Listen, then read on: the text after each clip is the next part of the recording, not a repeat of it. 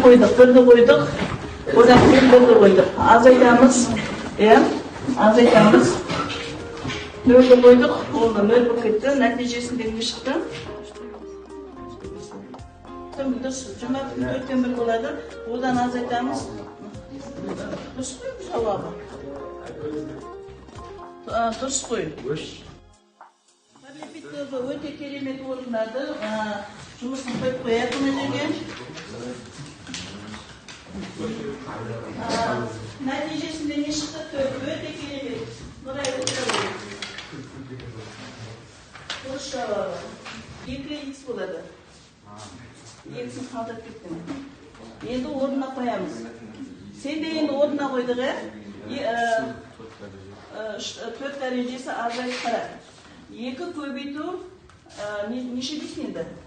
Мынаны қойып атсың ғой сен? Жоқ, дұрыс қой, сен азайту 2 дейсің. Ағай.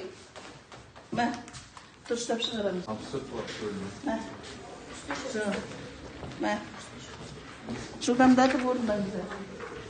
Бұл массалықтан. Биылғы жылы түгел болған. Болған топ жүрамыз. Істеп қойдық, бәрін істедік. Орнына шапалақ ұрамыз. Әр топбашы, неде не болады? 2 еселенеді. 64-тен 59 болды. Келестен мына жерде не болды? Мына жерде не? Ауысып кетті. Мынада не болды? Мынада не болды? Қол көтеріп айтамыз. Екіншісінде не болады? Кім табады екен? Қай топ табады? Екіншісінде. Елінен неде шығып? Массауаттылықтың есебі. 11-ші сыныптың есептері. Кітапта бар ма? Оларды көмектесеміз бе? Орнымыз жоқ. Өйтіп айтмаймыз. 120-дан болмаса өте керемет. Келесі тапсырмаға өтейік.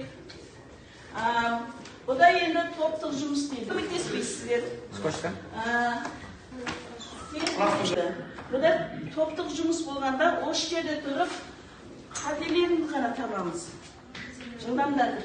Біріншісінің қатесін кім табады?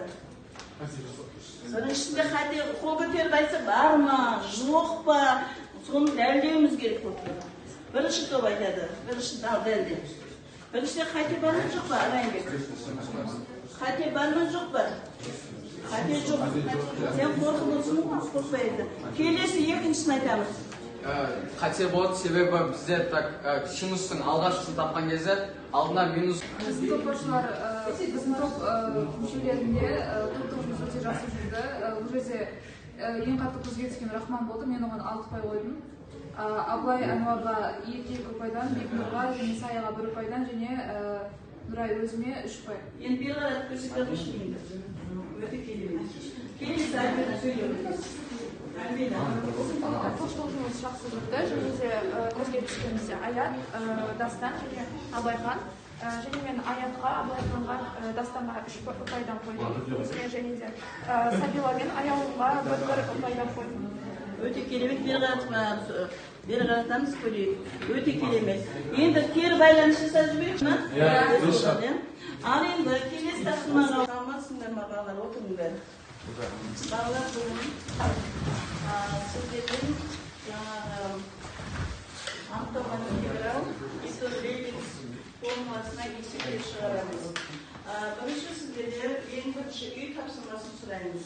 Үй тапсырмасын кім айтады? Нәтижесін. Біріншісінің нәтижесі неше болды? 1-ге тең болды. Сіздерде де сонда 1-ге тең болды ма?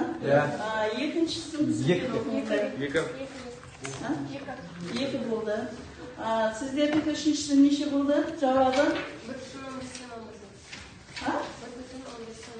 Onday cevap yok mu? Aytalı ki. Dursa bakamız.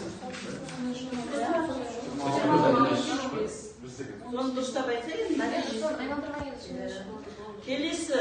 Kim aytadı? Dördüncüsü. 1,8'den 7 oldu. 1,8'den 7 oldu. Öte kelime. Endi bugungi sabakka baylanışlı hozir mындай topshirma beriladi. O'sha topshirmalar bo'yicha kelesi qaysi dedim buni? Mega Shabul deydi. Buna suratlarga жылдан тағы да жауап беріп келдік. Жаңа біз формула арқылы яғни бірінші алғашқы функция дегеніміз не? Алғашқы функция, жаңа мен формуласын айттыңыздар. Енді берілген f(x) функциясы үшін үлкен f(x) теңсіздік орындалатын болса, онда ол не болады? Алғашқы функция болады. Ары қарай серпіп кетеміз енді. Жаңа формула көрсеттім. Түсіндіңдер ме? Келесі тапсырма. Енді сіздерге пәсте әдісі бойынша мынандай тапсырма беріледі. Осы тапсырма арқылы дұрыс етіп орналастырамыз. Жылдандар. Сіздерде сәйкестендіресіңдер. Сөйтіп партаның астынан неғылып қоямыз. Ана ортасында өйтіп қоямыз.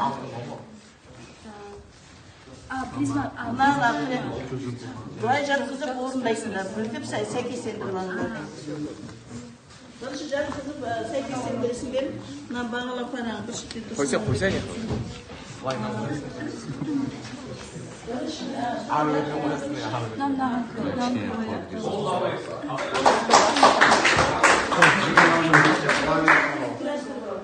Бұл жазбасы болады. Бағдар жазбасы болды ғой, а? Өте керемет. Жұмысшылығы жауаптары сәйкес келді. Ал енді біз енді өте керемет.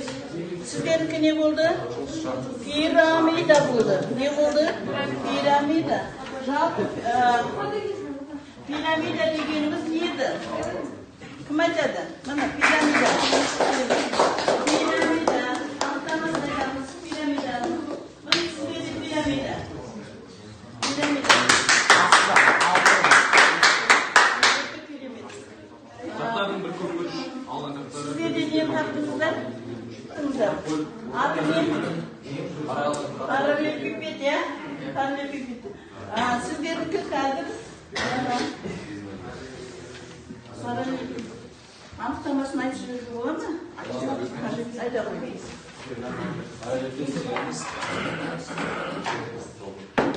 Табандары параллелограмм болатын призма. Яғни призманың түрлері үш түрі бар.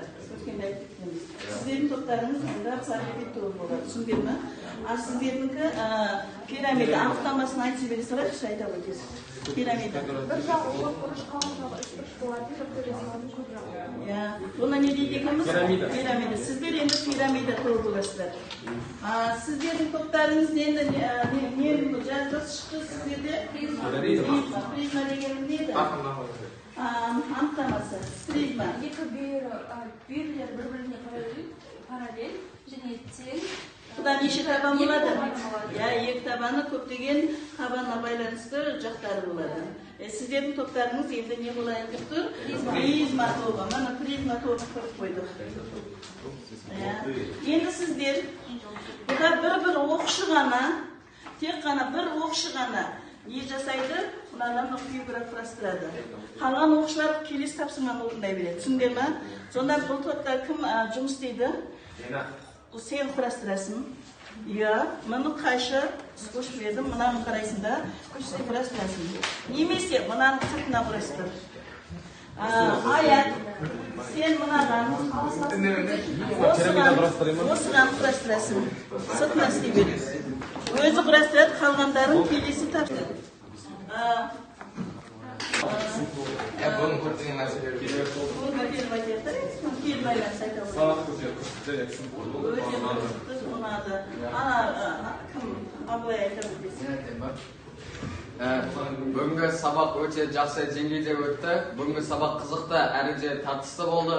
Әр топтар өзінің қаншалықты осы математика, алгебра сабағының жиынтық меңгергенін білдірді, және де сабаққа тек қана қызығушылықпен және де жемісті болды деп санауға өте лайық. Өте керемет. Тоқтар, қайсысы білесіңдер? Қарап сөйлеп өтесің. Шындан айтамыз. Осы уақытта біз формулаларды үйрендік және осы фигура арқылы көңілді формуласын кескендіріп сабақта сызғырып жүрдік. Өте керемет. Олай болатын болса, бүгінгі сабағымызды алғашқы жаңағы интегралға есептер шығардық. Ньютон-Лейбниц формуласын қолдана отырып 3 топ қатысты. Соның ішінде өздеріңіз көріп отырғандай, Парлепит тобы алда, 2 топ бас жүлде бұларға болса, 2 жүлде, 2 теңдей, 2 бүйіріміз теңдей болды. Яғни сіздерге қатысты мына фигураларда дұрыс не қылдыңыздар. Бұл шуған себебіміз келешекте 11-ші сыныпты бітіріп басыңдар. 4 қабырғаларын түгел болып, таудың биік шыңына жетуге тілектеспіз. Әрқайсың оқуға түсіп, грант иеленіңдер.